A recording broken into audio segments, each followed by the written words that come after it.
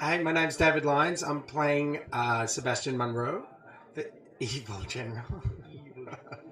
And you're with Comics Online.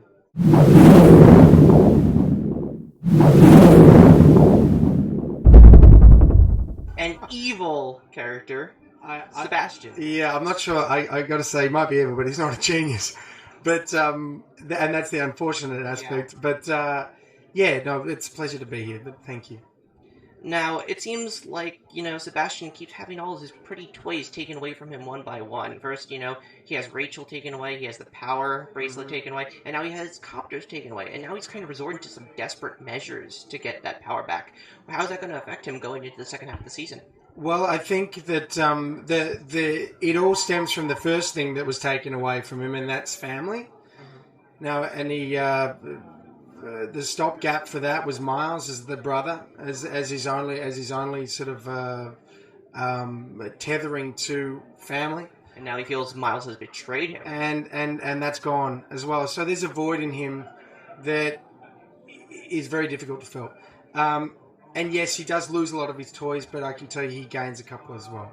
Ooh, that sounds ominous. It does sound ominous. It sounds like a spoiler as well. Mm-hmm. Now, speaking about Miles, every time we see him meet Miles, he kind of gets a bit more, angry and a bit more off the chain here. Yeah. Are we going to start to see him more come unhinged as the season progresses? Yeah, I think that it really depends with Monroe. A character like Monroe really depends on who he is around. Mm-hmm. He still has enough semblance of mind to keep it together in front of those that need it kept together. Mm-hmm. And so...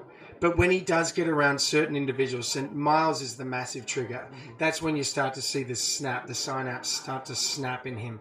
And we do see them together on a couple of occasions. And that's when, after each one, it moves to a different level. And one may say a level of insanity, but I would just say it's probably more a different level of emotional uncertainty. Good way of putting it. Yeah, it's a gentle euphemism. He had everything taken away from him. Going forward, he's joined up with some unlikely people to help him in his goal to get the power back into his control. How is Monroe dealing with working with people when he's used to, being the big cheese on top? Yeah, it's an interesting situation because with characters like Randall coming in, he has a wealth of information that Monroe needs. But also he has an element to him which Monroe doesn't trust. Monroe doesn't trust his friends, let alone his enemies. Mm-hmm.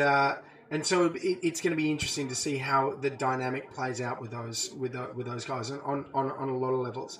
He has very few people around him that he trusts, and therefore the anxiety and the paranoia is starting to really creep into his decision making, and that's where it starts to turn a little ugly. And finally, we're not seeing, the birth of a kind of insane dictator here. We've kind of been introduced that we see that Monroe is very even started this out with good causes. Yeah, I think that's the interesting thing you say, because I think one of the themes that runs through a lot of the characters in this show is that they started with good intention and it went horribly, horribly badly. Is he redeemable then? That's the question, isn't it? I don't know. I hope so. And I think that there is, the redemption, his own self-redemption, like to be able to understand and comprehend what he's done and move on from that would be very, very difficult. But whether or not his actions can prove otherwise, we will see. Remains to be seen. Yeah. Well, thank you very much.